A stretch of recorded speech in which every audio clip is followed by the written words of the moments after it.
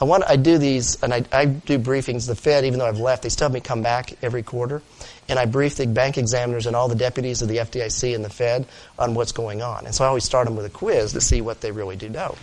So the first three questions I have up here relate to GDP. And let me ask you this. So it just happened last week. What is our GDP? What did it just get revised down to? Anybody know what our GDP is running right now? 1.8%. 1.8, down from 2.4. Does that sound exciting?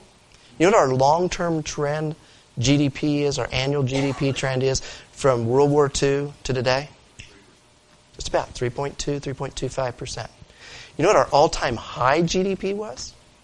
It was in 1950, 17.2%.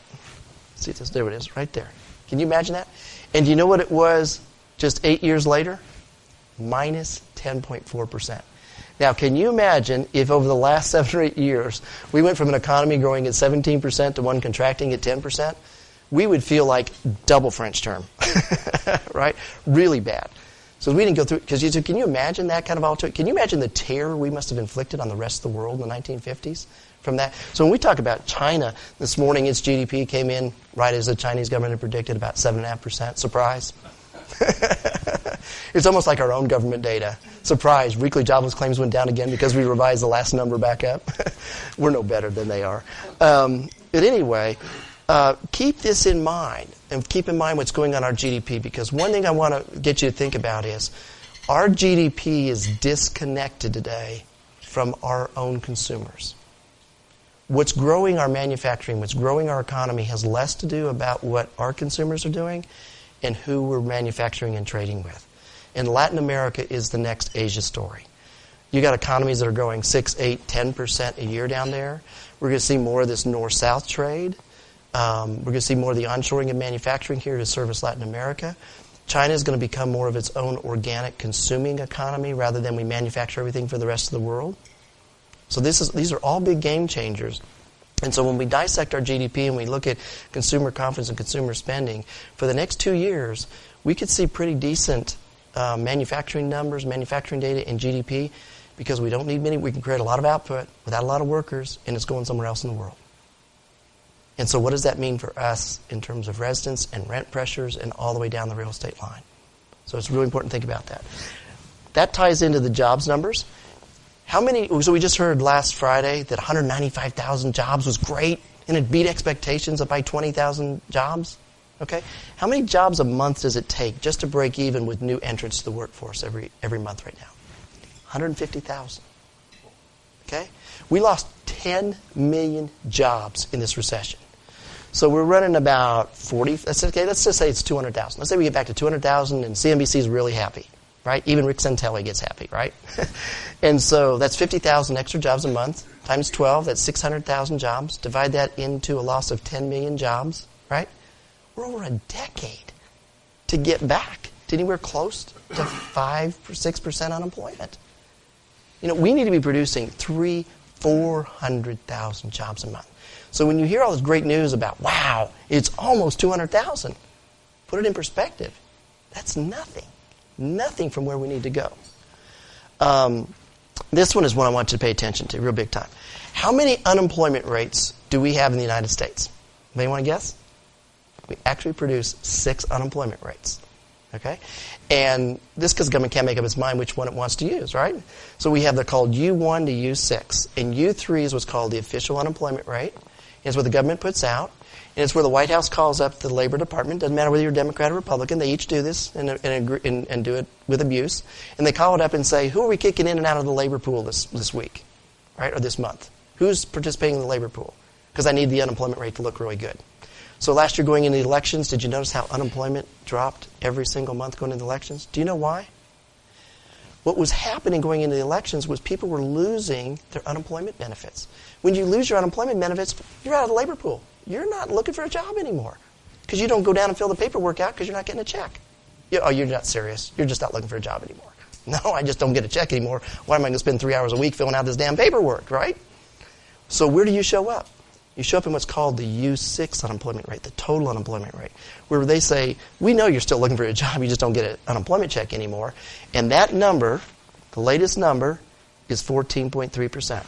That's the real unemployment rate in the United States, and this comes close to what's happening in most of the European markets today. We are not much better than many of the European countries when we look at our total unemployment rate. So here's the other thing. The Fed has told us they're going to get rid of quantitative easing at what unemployment rate? 6.5%? That's their target? Okay, well, there's 6 unemployment rates. Which one is it? Okay, if it's the U3 that's at 7.6%, I'm a little bit nervous. But Bernanke's going to retire. Probably Janet Yellen's going to take over, and she says, well, Ben forgot to tell you I was really targeting the U6 rate. And we will never get here. We will never get this to 6.5%. So it is quantitative easing to infinity and beyond. The Fed, and not one media person has asked the Fed, which unemployment rate are they targeting to 6.5%? This is a big deal. The other thing that can happen is we can see the unemployment rate drop below 7% by the end of the year with no job creation because of what? People losing their lifetime unemployment benefits, state by state by state. Just from people losing their unemployment benefits and falling out of the U3 rate, we will be below 7% unemployment by the end of the year. Ta-da! Right? That's why this stuff's important in putting this economic stuff together. So that's the unemployment stuff. On industrial manufacturing, if you really want to know what's going on in industrial and manufacturing at your local level, and it's real important for you guys in California, there's this great resource. It's produced by the American Association of Railroads. It's called Rail Time Indicators. It costs $100 a year. It used to be free. They just started charging $100 a year. It tracks every imaginable statistic you can imagine that comes close to touching a train. They track things like number of rail cars in storage, number of cars coming out, railroad employment, amount of intermodal traffic. Guess what's happening with intermodal traffic? It's at record numbers. Guess what's happening in railroad unemployment? It's skyrocketing. First time since in 5 years that railroad unemployment was up double digits 4 straight months in a row. Do you think we're not what the heck's on the railroads? We're manufacturing a ton of cars to send to the rest of the world. You know why? Energy is too expensive in Europe, so Germany is accelerating all of its manufacturing of Mercedes and BMWs and Volkswagens in Alabama, South Carolina, and Tennessee. They're increasing by 50% because energy costs are so expensive in Europe.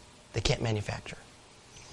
Japan, they're still reeling from the Sunday earthquake. They can only run factories 8 hours a day. They can't manufacture the cars, so they're putting all the production over here. And then guess what other advantage they have? Currency. You can repatriate your dollars anywhere else in the world, and if this is the country where the currency is being devalued by the Fed, this is where you want to manufacture, right? Because everywhere else you repatriate your currency, it's going to be in your favor. So we're producing automobiles out the wazoo. So when we talk about we're selling 16 million cars today, we're almost back to where we were before the recession. A lot of that is going abroad, or it's going to Latin America, or they're coming over here and buying cars and taking them back. All right, so multifamily, a couple of these might be interesting to you. This is real important. How many jobs we've forgotten, and especially anybody lenders in here? Loan money? Okay. How many jobs does it take in a large urban market, say like this, or Atlanta, or Houston, Charlotte? How many jobs does it take to justify one new apartment start? Maybe want to guess? Somewhere between 8 and 8.5. So you need 8 to 8.5 jobs for every new multifamily start.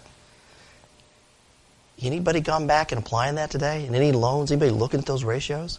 So we're talking about, we're all freaking out that we're starting 200,000 permits a year right now. You know what the average is in the United States for number of jobs per permit in most of these markets? Over 9, close to 10. So we're not overbuilding or we're not over-permitting. We're doing it in a few markets like Washington, D.C. What I'm concerned about, I'll talk about in a minute, is looking at the cost of the new construction. Anybody built a new apartment recently? What are the numbers like? Yeah. They're up 40% from 2007. So how do you get to those numbers, right? Is it low cap rates? I'm going to assume Freddie and Fannie are loaning me cheap money. I'm going to assume rents grow at double-digit numbers. And if any of those numbers are wrong, are you kind of French term 2 years from now? Let's see. So that's what I'm worried about. Not the number of units, but what are the pro forma assumptions going in? Because you look at these cost numbers, they're really high. And here in California, you deal with more than probably anybody else in the rest of the world and everything you have to comply with. Now, when you get into markets like San Francisco, New York, which are high density, you're more like about 3.5 to 4, about half that number. But for large kind of urban, suburban, sprawling numbers, that's a good. And there's a great new study that's just been out I can send to Jeff and Randy. You can circulate that just refreshed all of that information.